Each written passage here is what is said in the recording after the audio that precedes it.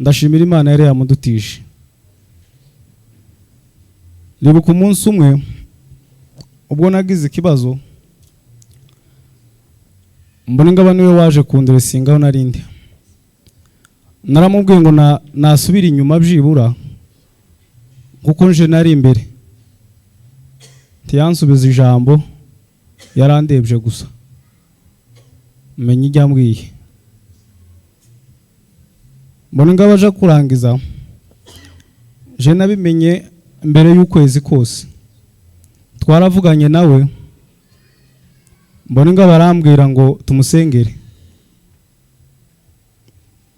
Nabwiye Nyamuteto ngo mbona ingaba ugavuze ngo tumusengere, nandi tago byoroshe.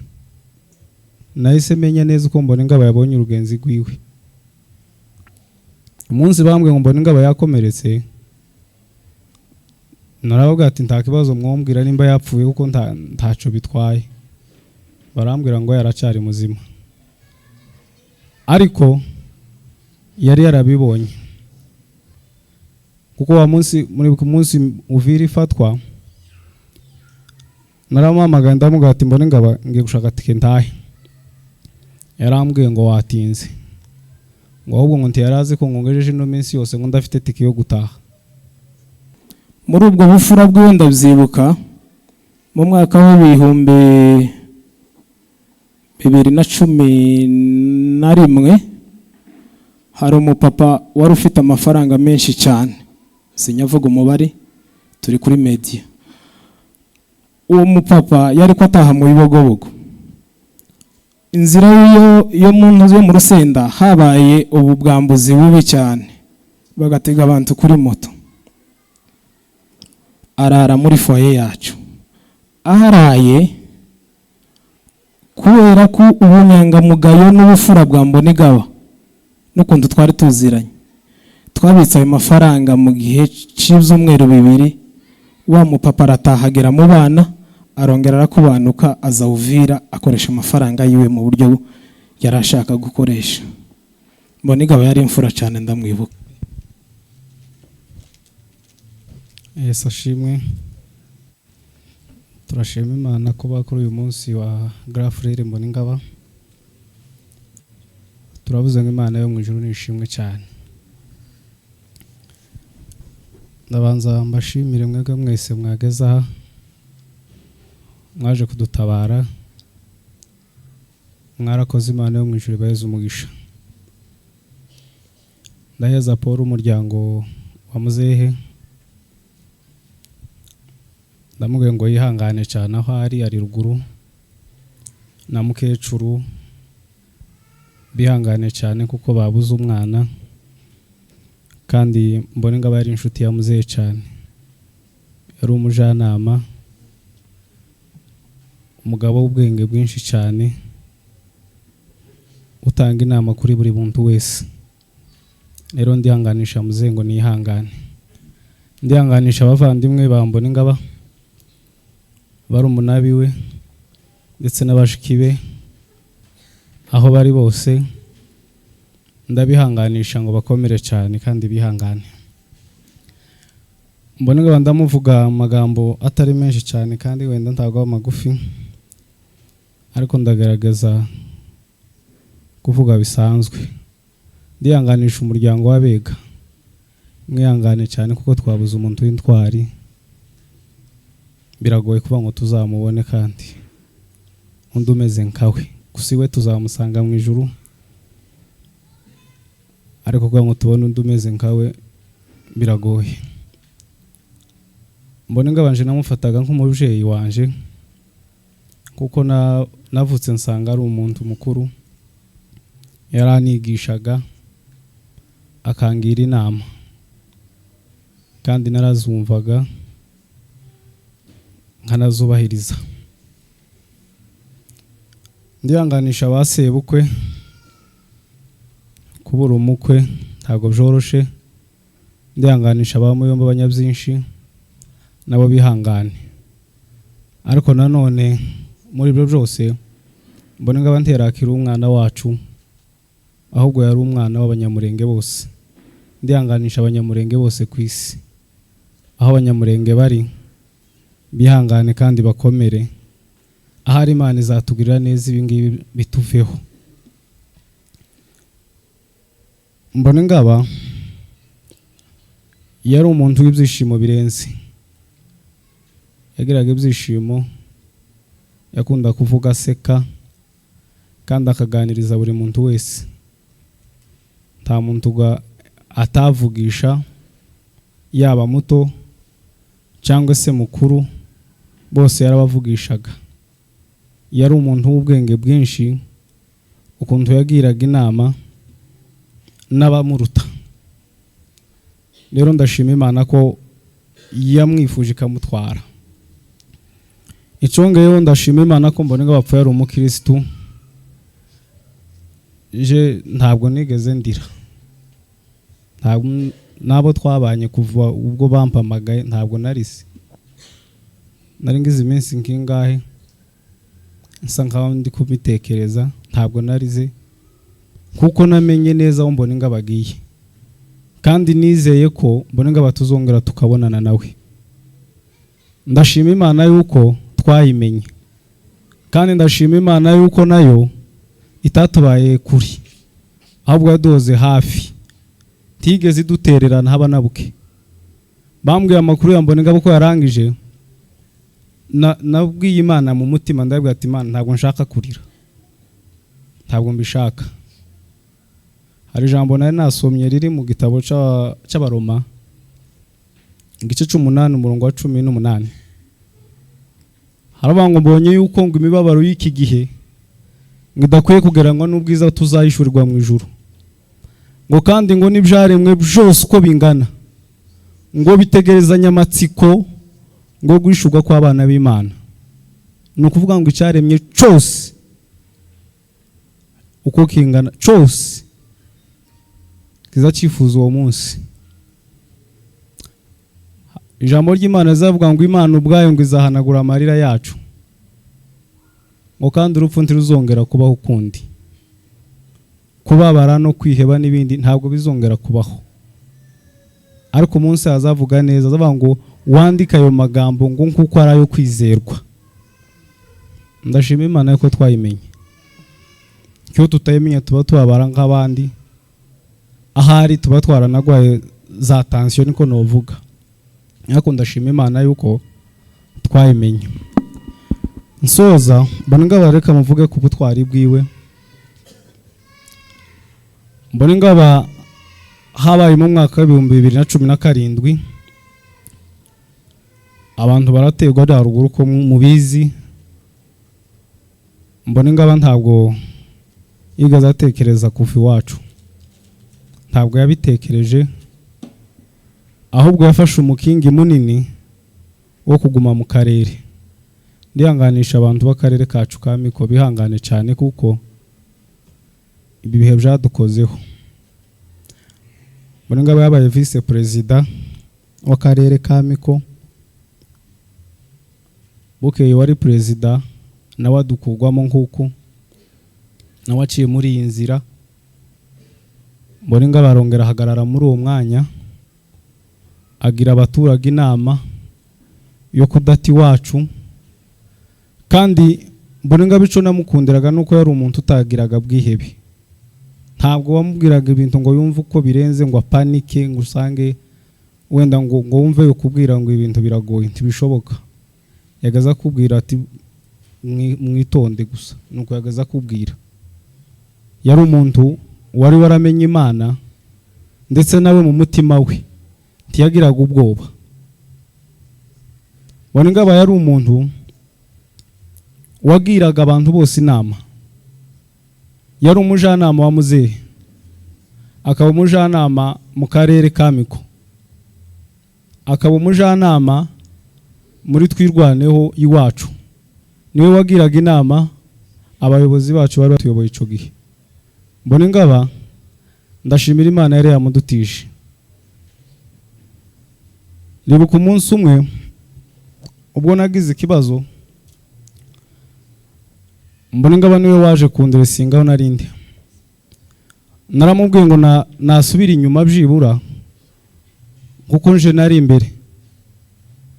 tiyansubiza ijambo yarandebye gusa menye iryambwiye mbona ngaba aje kurangiza je nabimenye mbere y'ukwezi kose twaravuganye nawe mbona ngaba arambwira ngo tumusengere nabwiye Nyamuteto ngo mbona ngaba ugavuze ngo tumusengere nandi tago byoroshe nahise menya neza uko mbona ngaba yabonye urugenzi rwiwe umunsi bambwe ngo mbona ngaba yakomeretse naravuga ati nta kibazo mwumbwira nimba yapfuye kuko ntaco bitwaye barambwira ngo yaracari muzima ariko yari yarabibonye yarambwiye ngo tumusengere nzumvise ndetse mpamagara muri umuna wiwe ni mukuru wanje tuyiriya nyine bari kumwe ndamubaza ati se noneho uko numvise mbone ngavuze ngo musengere ndetse ntibizoshoboka ngo iwe aze kugira ngo arera abo bana nje nishaka nongere nsubireyo arambwira ngo mbone ngaho ntabwo yobyemera sinigeze nabimubwira mbone ngaho uko nari nzi yuko ni nabimubwira ambwira ngo wenda nabaye nabi ntabwo meze neza kuko wa munsi muri ku munsi uvira ifatwa naramamagana ndamuga ati mbone ngaba ngiye gushaka tike ntahe yarambwiye ngo watinze ngo ahubwo ngo ntiyarazi ko ngongejeje no minsi yose ngo ndafite tike yo gutaha numva ndakomeye cyane mbone ngaba yari umuntu ukunda ubwoko ntabwo yari amagambo yo kuvuga gusa yari umuntu wabikoraga kabishira mu ngiro yabyukaga ijoro twe tukiryamye akabyuka akaja kureba umuntu wenda waba wakomeretse akabyuka wenda bamuhamagaye ngo aje ahantu runaka yavaga iwacu akajiga kangara akaja ku kabingo akaja mu gahwera ico gihe tutaranamenya twebwe wenda uko bimeze yakundaga ubwoko avuye inyuma kubw'ibyo bintu n'ukuntu wakundaga n'Imana je byanteye gukomera ntabwo nigeze ndira naravuze ati neza intwari n'abanyabwenge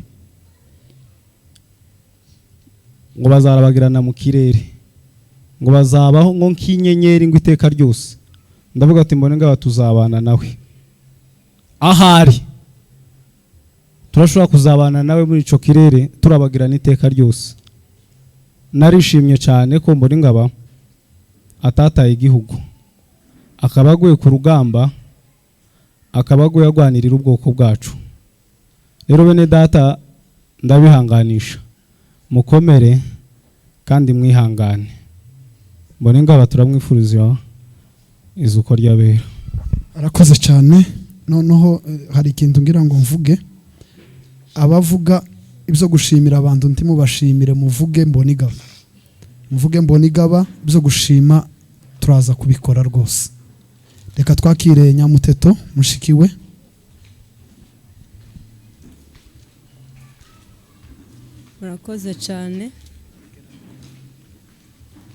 murakoze cyane kuba tugeze kuri uyu munsi wo kuvuga mbone igaba ntabwo zoroshe muri kumva ko murumva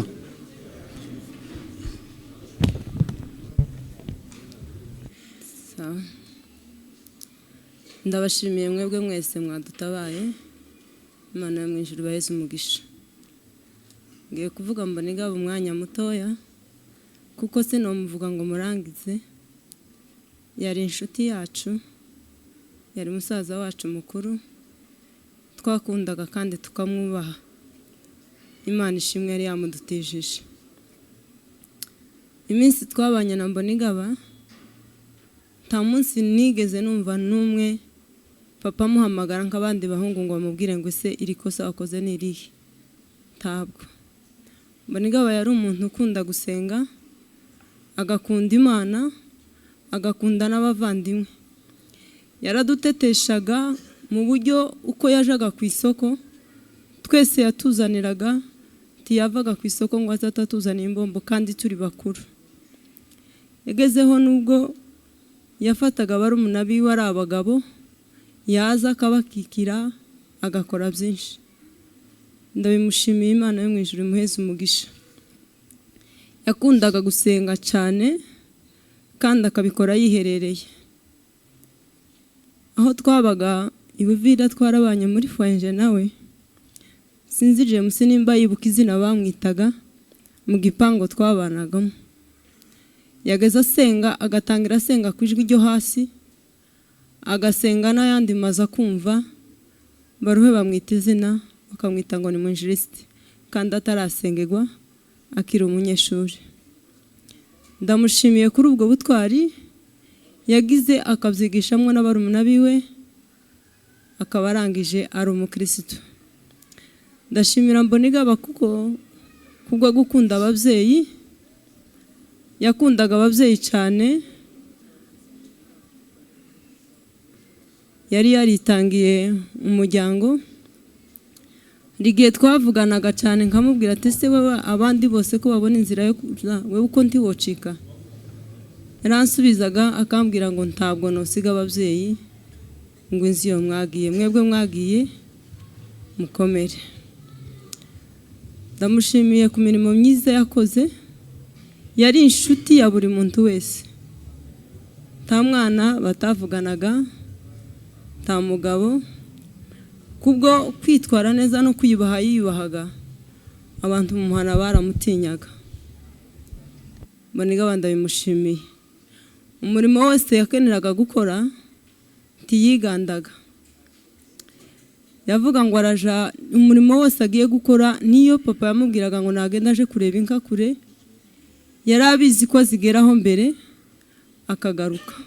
Icyo yamutumaga cyose yaragikora. Twari tumufite nk'umugabo, titwigeze tumufata nk'umwana kuva nabuke, kuko yakuze ari we muhungu mukuru akurikira umukobwa, naje nkaba hagati. Tukamwubaha cyane, nta munsi n'umwe twamusuzuguye, nta munsi n'umwe twabanye nawe ngo ambwire nabi, tubana nk'uko bandimwe. Yajaga ku ishuri yigiraga kure mu Gasenga, yari inshuti yanje pe. Yava mu Gasenga nimba umunsi batashe kare, bikaba ngombwa ko aca ku ishuri aho nyigira, akaza kundeba mbere yo kugera mu rugo kandi dutaha mu rugo rumwe. Nimba bagenda ku ishuri bakereje, ari gihe bagendaga saa 5 saa 6 kubera yigaga kaminuza naje nyiga segonderi. Bikaba ngombwa ko abanza guca ku ishuri nyigiraho, akamvugisha tukaganira nawe, tugaseka, yarangiza akagenda. Shimira Imana kuko Mbonigaba ari umukristo. Mbonigaba ni umukristo yamenye Imana, kandi kubwo amasengesho yiwe yatojeje n'abarumuna biwe n'abashiki biwe, n'ubu niyo tugenderaho. Mbonigaba sinamuvuga ngo mumare, kumuvuga byangora, ariko ndashimiye Imana kuko yamukunze kandi ikaba yamujanye ahayo. Tuzamusanga, tumwifurije iruhuko ry'abera. Urakoze cyane. Reka twakire Charles, we ni umugabo arihuta rwose.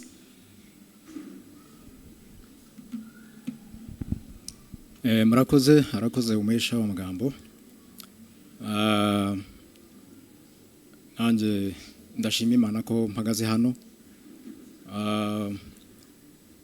Ngiye kuvuga ubuhamya butoya bwa Mbonigaba. Mbonigaba ni grand frère yamvutseho mbere. Yari inshuti yanjye, akongera akaba n'umuvandimwe wanjye kuko mvuye kubivuga. Mbonigaba yagiraga ibyishimo bidasanzwe. Yarankundaga nanjye nkamukunda. Mu by'ukuri ntabwo sinashoboraga kuba najya ahantu ntari kumwe na Mbonigaba, kandi nawe niyo yajyaga ahantu nkaba wenda ari ahandi hantu nagiye, ariko iyo yabonaga ndaho ngaho uko byagenda kose twagombaga kujyana.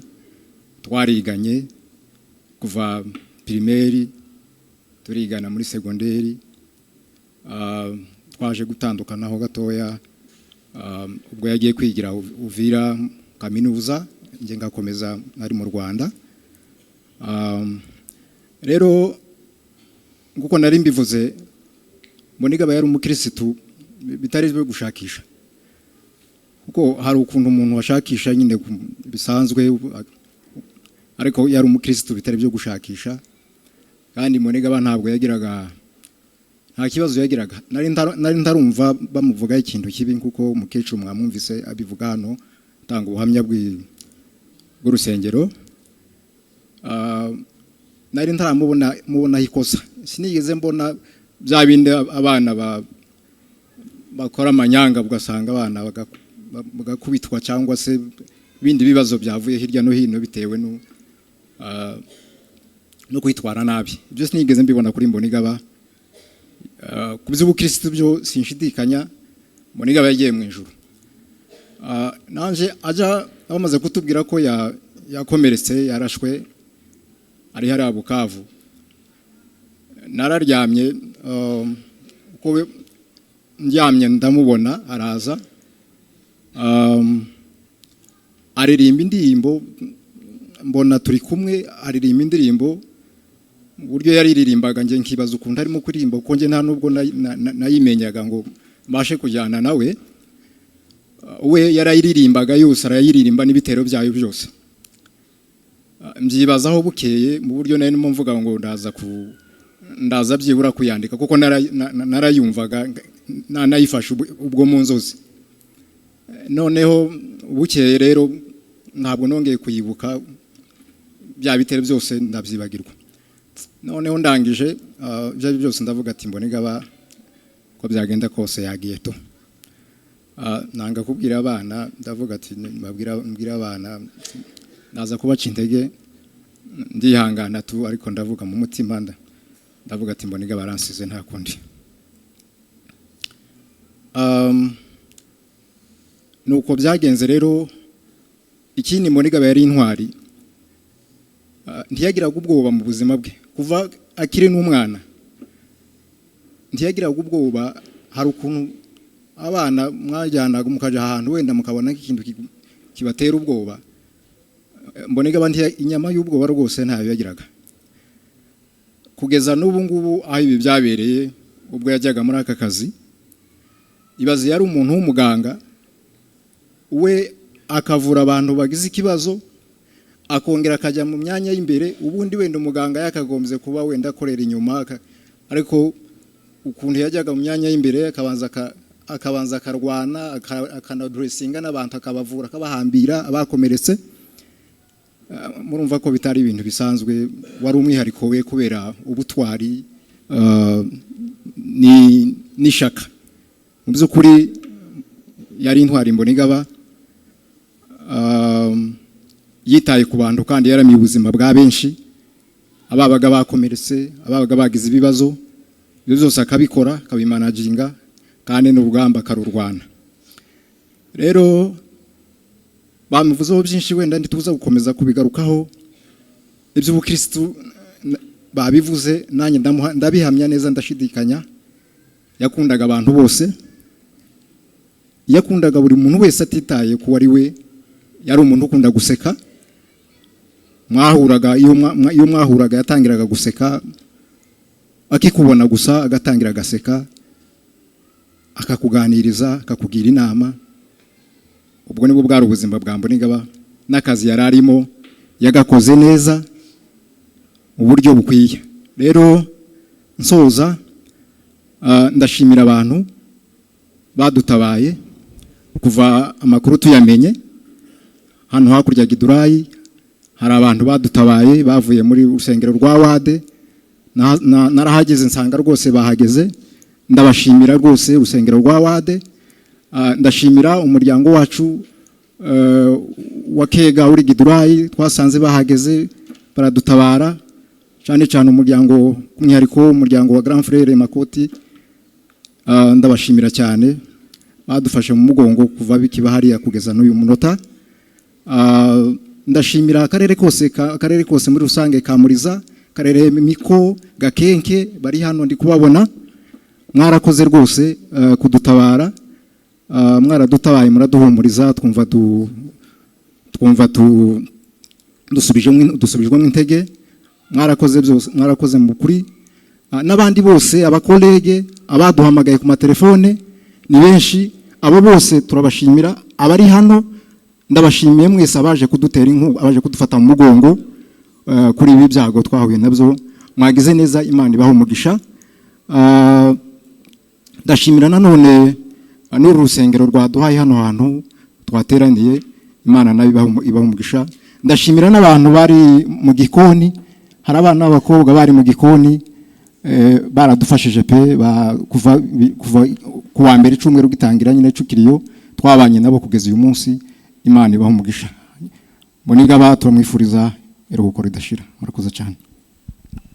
Murakoze cyane, reka twakire muzehe tambuke, yari yicaye yari yarusheho gato, reka aze ari udusoreza rwose ku muryango wa Kega. Abarushe bo kwicara ntaco byishe rwose.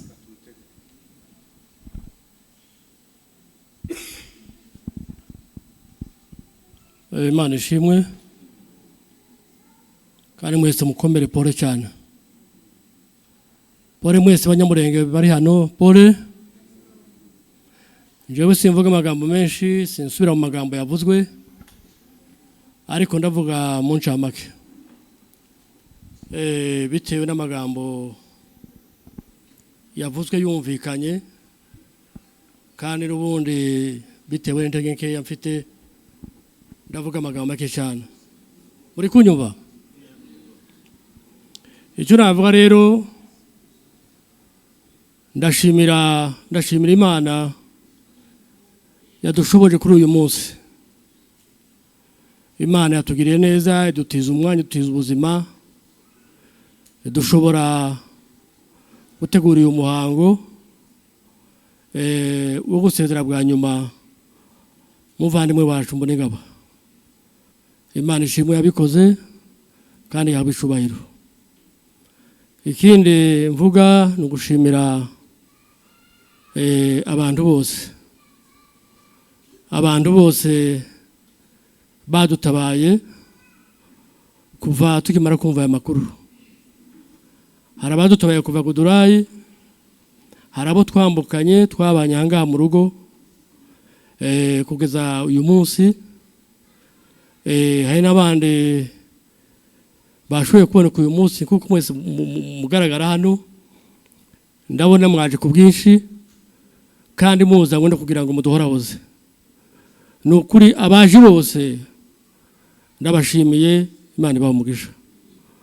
Kugira ngo mwigwe mu ibyanyu, uyu munsi hari umunsi w'amateraniro, ibyenda muri gusenga mu makanisa yanyu, ariko muravuga ngo reka muze kugira ngo dufatikanye bwo gusoza uyu muhango.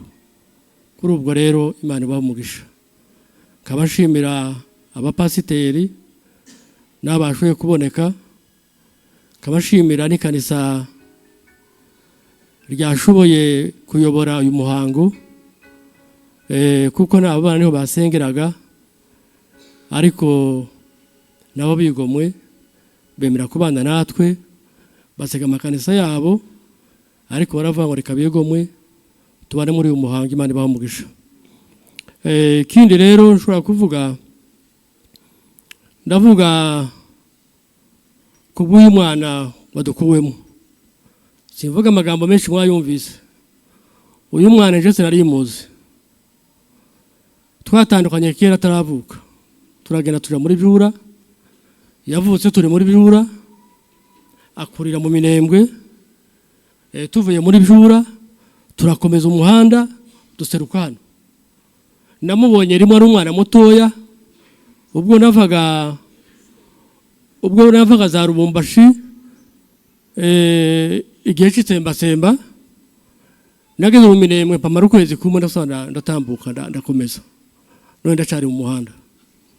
None rero kaba mvuga ngo uyu mwana sinarize amateka yiwe, ariko nanone mu ruhande rw'umuryango hari igihe uzumva amakuru y'umwana ukumva imyifatire yiwe n'ingendo ziwe n'ingeso ziwe ukazumva, ariko uyu mwana mu by'ukuri yaranzwe n'amagambo meza n'umuco mwiza n'imyifatire myiza nk'uko mwabyumvise. Kuri ubwo rero ashoje ari intwari, dutakaje imbaraga mu muryango. Yari umugabo rwose umuryango wacu, yari umugabo rwose, yari umugabo haba ku mbaraga, haba mu magambo, haba mu bitekerezo, haba mu mibanire, yari umugabo mu muryango. Kandi ubundi rero akaba ari n'intwari y'igihugu. Murabyumva ko ari umuntu ukomeye cyane. Mutekereze ku intambara itangiye, yabanye nayo, yayibayemo kugeza ku munsi w'ejo bundi asoza ikivi ciwe. Kuri ubwo rero tukaba dushima Imana yabikoze.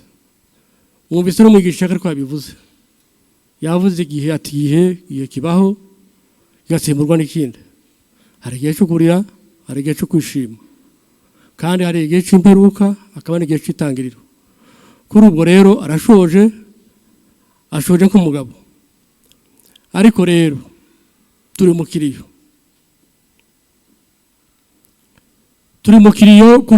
ikiriyo ni ukurira, siko bigenda. Turi mu kiriyo, ikiriyo ni ukurira. Nigeze kuba ndiri muri Byura, twabanaga n'ubwoko bw'abatabwa, bazaga bari akavuga ngo ku Mana nta buraro buhaba.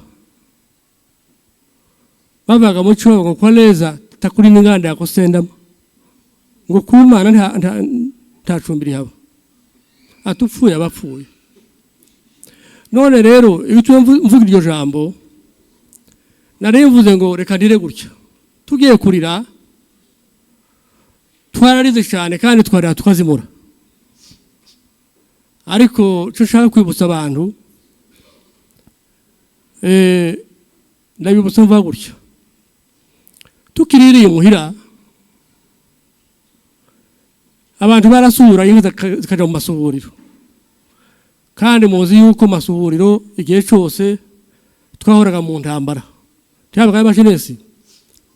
Inka zaranyagwaga, abongere bagaterwa. Ariko iyo baterwaga, haza umuntu utakubika imuhira. Akavuga ati yemwe, inka abongere batewe. Tujabagaho. Bazaga banga abongere batewe. Abantu bakoraga iki? Abantu bazaga bahaguruka bagatabara ababungire. Siko bimeze? Noneho rero sabungere gusa, imuhira haratewe hose. Mwabyumvise?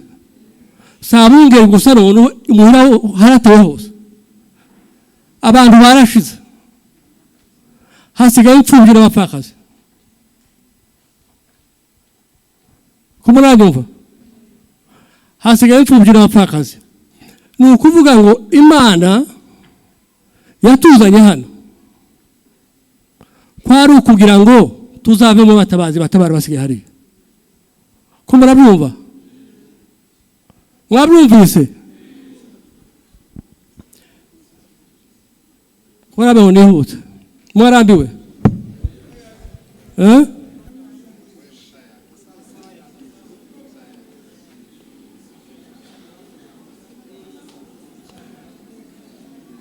Reka ndekeraho rero. Ndabashimiye mwese abatwitabye. Dukurikire. Kandi tukaba tubabwiye yuko uyu mwana atakibaho, umwana yashore kibiciwe. Ariko burya ayo magambo ntabwo yumvika neza mu matwi. Ariko hari igihe tuzayumva. Nireko Mana sumbahaye mwantabaye, siko bimeze, nje mwatabaye. Ariko reko Mana sumbahaye, ndababwiye ngo nijukiriyo nje nyine, abandi bose barashize. Ni mutabari imfuzo n'abapfakazi. Ahasigaye tumwifurije iruhuko ridashira. Murakoze. Murakoze cyane umuryango wa Kega, rwose muze yavuze amagambo meza kandi asobanutse. Dutahe rwose, dutahe dutabare. Yes, kuko umuntu ashamikiye henshi, reka twakire umuryango wa Byinshi, famiye Byinshi ba Muyomba batambuke, famiye Byinshi batambuke, baraduha umuntu umwe kandi agerageze kwihuta. Umuntu ni mugari, ntabwo twamuvuga ngo tumusoze se cyangwa tumurangize, ariko gake famiye Byinshi nibatambuke rwose. Umuntu umwe niwe dukeneye kuvuga. Famiye Byinshi,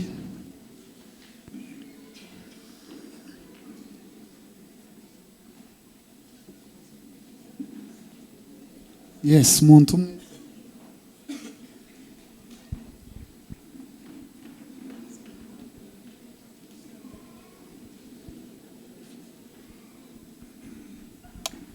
Bwana sifiwe.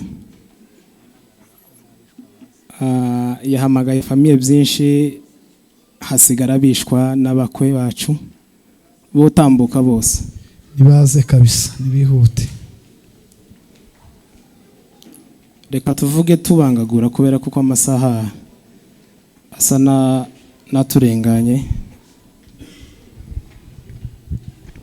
Reka mvuge ubuhamya mu magambo magufi kuri mwene data Mbonigaba. Nje ugiye kumuvuga ni mubyara banje. Mbonigaba yari inshuti yanje magara. Mbonigaba twabanye nawe mu gihe cy'imyaka 3 mu gitanda kimwe, ku nkoni imwe, muri foyer imwe. Mbonigaba ibihe byose aho yabaga yatabaye yaratabarukaga akambwira amakuru, tukaganira nawe, akambwira uko bimeze, akambwira iby'ubuzima bafite uko bumeze. Mbonigaba yari imfura cyane. Mu gihe namenye Mbonigaba, nta munsi n'umwe Mbonigaba namubonyemwo uburakari cyangwa se ngo mubonemwo ibindi bitekerezo bibi bimuganisha habi. Mbonigaba yari imfura cyane. Mu bufura bwa Mbonigaba tubana nawe muri iyo myaka 3, murabizi nk'uko abanyeshuri hazabaho gusangira intuze igikoni mu mafaranga ya foyer. Mbonigaba twabanye nawe nta muntu n'umwe ufite amafaranga yiwe. Twese twasaga naho dufite ikigega kimwe, kandi muri uko kukijera hamwe ntawagize ibitekerezo bihamanye n'undi kubera ubufura bwa Mbonigaba. Muri ubwo bufura bwe ndabyibuka mu mwaka w'ibihumbi 2011 hari umupapa wari ufite amafaranga menshi cyane, sinyavuga umubare, turi kuri media. Uwo mupapa yari ko ataha mu Bibogobogo. Inzira yo mu Rusenda habaye ububwambuzi bubi cyane, bagatega abantu kuri moto. Arara muri foyer yacu. Aharaye kubera ko ubunyangamugayo n'ubufura bwa Mbonigaba n'ukuntu twari tuziranye, twabitse ayo mafaranga mu gihe cy'ibyumweru 2. Wa mupapa aratahagera mu bana, arongera arakubanuka, aza Uvira akoresha amafaranga yiwe mu buryo yarashaka gukoresha. Mbonigaba yari imfura cyane, ndamwibuka. Nihuta bino bihe bibaye, Mbonigaba ntiyari ikigwari cyangwa se ntiyari umusore udafite kuba yogira icyo yimarira ngo nababone itike imugezaho turi none twebwe. Ariko kubera ubutwari bwa Mbonigaba yakomeje kubana n'ababyeyi, ababa hafi, arabakorera, afasha abana bari ku rugamba kugeza kuri uyu munota wa nyuma. Mbonigaba turamushimira cyane ku mirimo myinshi yadukoreye mu karere. Mbonigaba yari umuntu wamenyaga ikibazo cy'umuntu uwo ari we wese, akakibara nk'iciwe, akamuhahara kugeza ubwo akiboneye igisubizo. Muri uko kumwizera mu bikorwa by'ubutabazi Mbonigaba yari umwe mu bajiraga ibigega by'amafaranga y'igikoma cy'abana twabaga twatekereje kubagenera. Mbonigaba akabikora neza mu bwitonzi n'ubunyangamugayo, raporo ziwe nta makemwa yabagamo. Mbonigaba yari imfura cyane. Tumuvuga nk'umwana wacu, Mbonigaba asize umuryango munini cyane. Mbere aho ngaho ndihanganisha shangazi mama we. Mbonigaba yari inshuti ya mama wiwe bikomeye cyane. Mu byumve bikomeye cyane. Hari kwa gukunda abana, hakaba na wa mwana wo ku mutima umubyeyi. Mbonigaba yari umwana w'umutima w'ababyeyi biwe kuko yari umujyanama ukomeye cyane. Mbonigaba yari umugabo bitari byo kuvuga ngo wenda baramugisha inama mu gihe yari agezemwo cyo kuba bamwubakiye, ahubwo Mbonigaba ubunyangamugayo n'ubutwari yagiraga n'ubwenge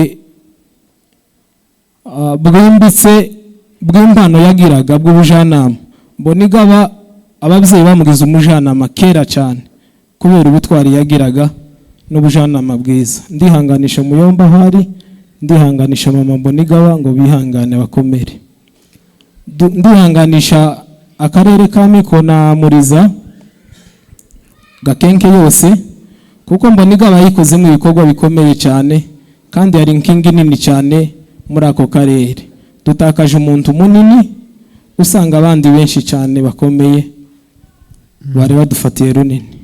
Kuri ubwo Mbonigaba nk'umuryango, Mbonigaba asize umuryango munini cyane.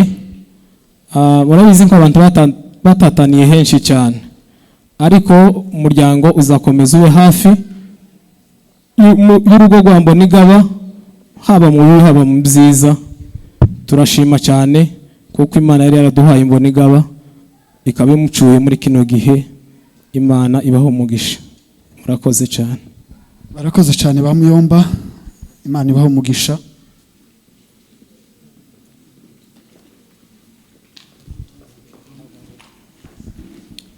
Yego murakoze.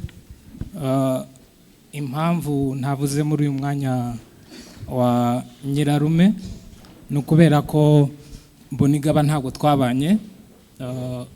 Nje Mbonigaba duherukana mu 2002 ubwo yari umunyeshuri.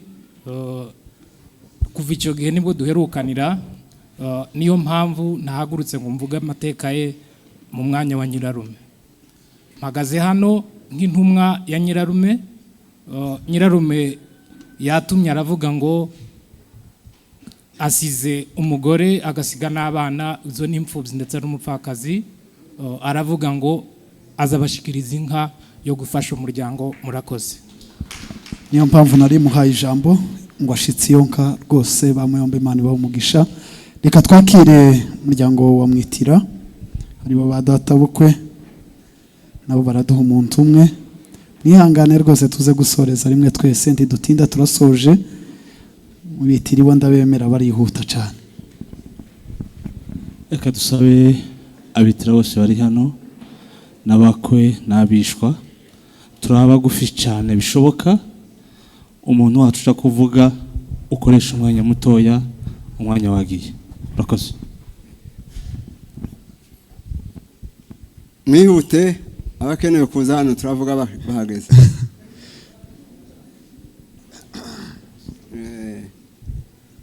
Ijambo rya mbere, dushimiye Imana kuko yaduhaye kino kibanza aho twahuriye twese imiryango ingana gutya. Uyu mwanya turarezima amagambo, tuvuga amagambo maremare hejuru y'umwana wacu. Uyu mwana washaje kuri none, twe turamana nabo kuva tukibinganje, turaziranye birebire. Mbonigaba umugore we njo havuga na mushiki wanje, turaziranye nabo ngo kuva turinganje, turaziranye imico yacu ni yabo, turaziranye kega, turaziranye kuva kare. Turavuga ngo abega mukomere aho muri, jewe numvisha amakuru bambwira ko uyu mwana yakomeretse, numva umutima wanje urikanze aho ndi. Umukurikirana hariya banamudoga ari hakurya ya Bukavu, ngo mbaze ramwe ngo yashitse hariya Bukavu ariko ngo yakomeretse nabi. Kuko nyine twe twabaye iraruguru tuzi ikirere cyacu ko kimeze, ngira ntwageze hariya vyendanye niragira, ariko Imana izibara iminsi y'umuntu. Nukuri turavuga ngo mukomere kega hari natwe twakomeye. Uyu mwana Mbonigaba yari umwana wacu mutoya, twari tuzi ko ariko tuzobanza nitwe mwana dushaje, ariko Imana igira umupango wayo. Izigirana iminsi yareze imyo kuri watubwiye, iyo umuntu Imana yabaze ntizirenga. Ariko dushimiye ko uyu mwana wacu arangije ari intwari y'umunyamurenge wese. Ibi bintu kutugera ahangaha nuko twacikaguritsemwo. Kwa sekuru uyu mwana niho twabaturara tuva kuri Tanganyika tuja mu Kajoka. Ibi mwavuze by'ubuntu n'ibindi twe navyo ngo tuziranye birebire. Uyu munsi dushimiye Imana ko uyu mwana wacu arangije ari intwari, cyo ni kimwe. Dushimiye kuko umwana wacu arangije ari umukristo. Hariho abana benshi biyandavuje bamuvuze, n'ukuri numva umutima wanje uragarutse ko nanatekereje. Ibintu ni bibiri, hariho benshi bari mu gukura bakarerwa abana bageraho bagatinzira, ariko nshimiye kuko batuwe ku mwana wacu kuva mwushe ibikorwa yakoze, ibyo mwikanisa, ibyo ubutaka bwacu, turabishima Imana. Uyu mwanya duhagaze hano kega turabwe ngo mukomere, turi kumwe. Nubwo uyarangije icyo dushima adusigiye bari abana. Igiti yo gitemwe kizagishibuka, niko Bibiri itubwira. Uriya mwana wacu n'ubu ngubu turi hano turabwe ngo mukomere kega, turi kumwe. Tuzafatikanya mu bintu byose, mukorera uriya muryango adusigiye, tuzofatikanya kandi ni ukuri mukomere. Ntabwo turakomeye nka basebukwe, abana bacu ngaba turi kumwe barakomeye. Kurangiza kwa magambo turababwiye ngo bari abana basizwe ruguru, dutanze inka yo kuzorera bari abana. Murakoze cyane. Tiduweke aho ngaho nanone abana soma dufatikanye urugendo rwose toma dushorerane. Ibisigaye Imana yo mu ijuru idakiranirwa imwakire mu rukoro dashira. Amen. Asante sana badata bokwe, Imana ibaho umugisha rwose. Gize neza. Turasoje. Ndabashimiye rwose kubwituze mwagaragaje, ariko tuze gusaba mu mwanya wo gutanga soda mucana itarahabone. Sinzi impamvu muri kwanga ko mugaragara, ariko sibyo nashakaga kuvuga. Turabashimiye abatwitabye, gahunda zose zakorewe hano hantu, nukuri turabishimiye kandi duciye bugufi ku bwanyu rwose. Muzahore mutabara. Uyu munsi nitwe kwa kega, ejo n'ahandi, n'uyu munsi hari n'ahandi henshi pe. Ku munyamurenge wese ubu turi mu bihe bishaririye, ariko igihe kizagera tubivemo. Ni muri urwo rwego rero tugira ngo njewe narumuhesha w'amagambo, ariko kugeza kuri ubu ngubu gatwakira umuyobozi mukuru wa kega atambuke kugira ngo adusoreze iyi gahunda. Mwakoze cyane, Imana ibaho umugisha.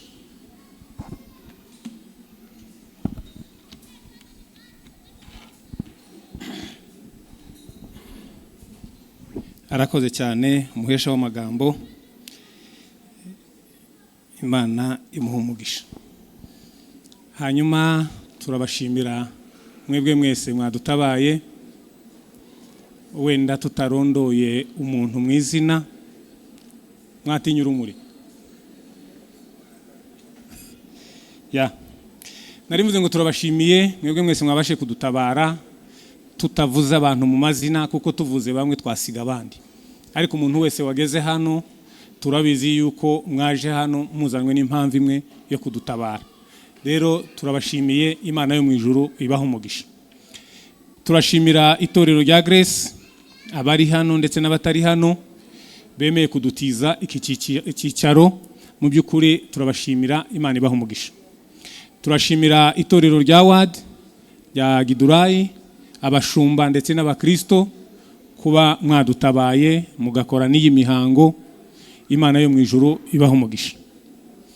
Turashimira abayobozi bacu ba Kiyamani, abayobozi b'imiryango n'izindi nshuti zacu zose zabashe kudutabara. Mu by'ukuri turabashimira, Imana yo mu ijuru ibaha umugisha.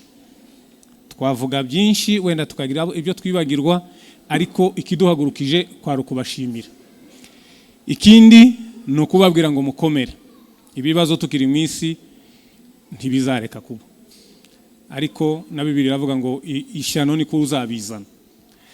Rero ibibazo turabifite, ariko ntitwihebye nk'abadafite Imana. Kandi ibibazo byabaye n'abandi batubanjirije bagiye bahura n'ibibazo bitandukanye, ariko turizera Imana yo mu ijuru kuko dufite icyizere kuko ibingibi tuzabivamo tukagera mu bihe byiza. Hari igihe haza ibibazo abantu bagacika intege bakabona ko isi yabarangiranye, ariko muhumure, nubwo aba badusize tuzabasanga mu ijuru. Ntimubyizeye? Ntimwizeye ko muzajya mu ijuru? Tuzabasanga rero. Ibibazo nk'ibi ngibi kuva n'abantu ba kera tujya twifashisha Bibiliya, uduce duto duto tugenda tumenya. Umuntu wa mbere wahuye n'ibibazo ni Abeli, yishwe na mwene se. Twebwe rero kwicwa n'ababembe tibyo dutangaza. Undi muntu wahuye n'ibibazo ni Yosefu. Bene se baramugambaniye, babesha ise ikinyoma gisa n'ukuri, akigenderamo igihe kinini, ariko igihe cyarageze Yosefu aratabarwa. Natwe igihe kizagera tuzatabarwa. Rero abantu bose bagenda bavuga amakuru amwe tubona ko asa n'ukuri, bagenda bagafata uduce hariya bagashaka kutwerekana berekana ko aribo bari mu kuri.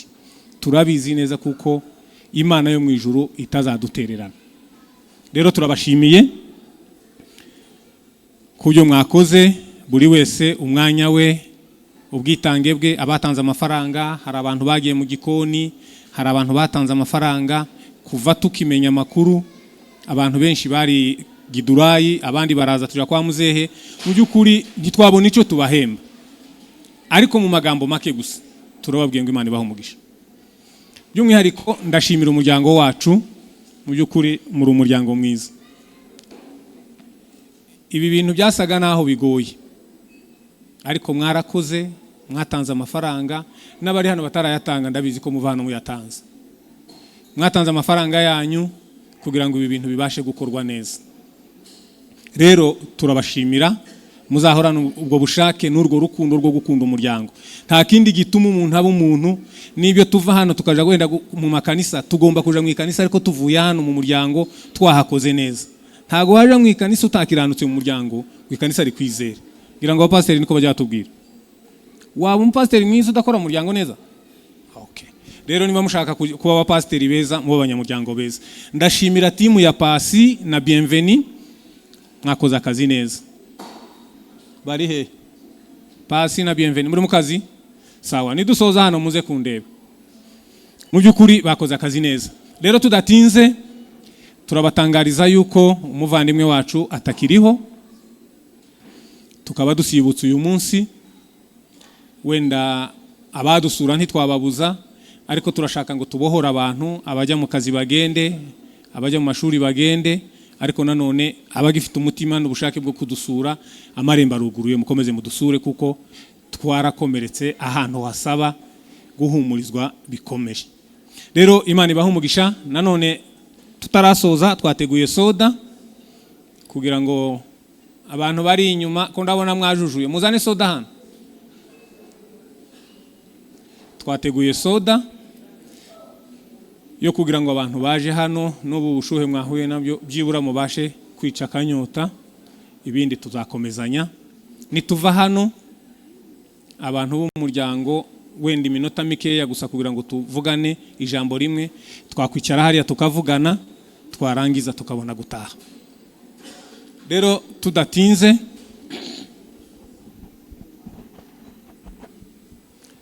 reka ishira kadusabe pastor wo muri Covenant aza dusengere asengera imitima y'aba bantu yose yakomeretse asabira n'umugisha aba bantu bose babashije gutanga amafaranga kugira ngo ibi bintu bibanze gukorwa. Pastor.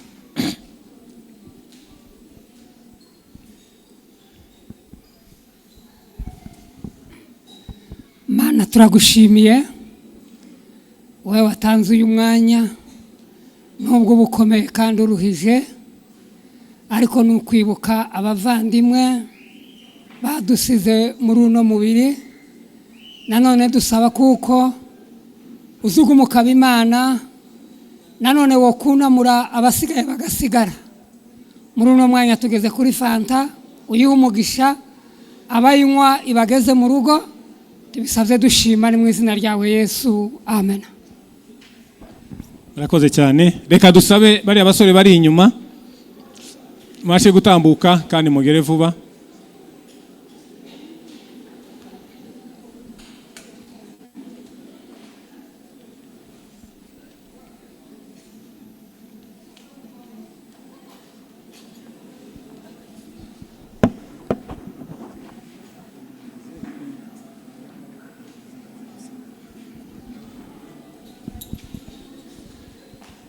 Abantu bari inyuma mugerageze kwihuta hanyuma nidusoza abantu bo kuri muriza kuwimiko cyangwa se abanyakarere mufite uburyo muziranye uburyo mukorana muraza guhurira muri iriya nguni iri hariya kugira ngo muze kuvugana.